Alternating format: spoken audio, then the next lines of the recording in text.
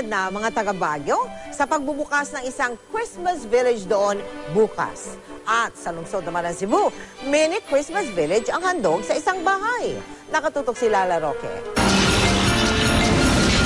White Christmas, di may kakailang pantasya ito ng maraming Pilipino. Kaya ito ang inspirasyon ng mini Christmas village ng isang ginang sa Cebu City. Nababalot ng snow ang munting komunidad.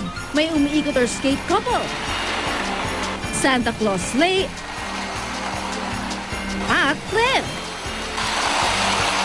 Gusto raw ni Marisa Unchua na mapangiti ang mga nakakita sa kanyang Christmas village. Itinuro pa niya ang simpleng paggawa ng eleganteng Christmas balls. Lagyan lang ng glue ang bilog na styrofoam at saka iikot sa silver dust.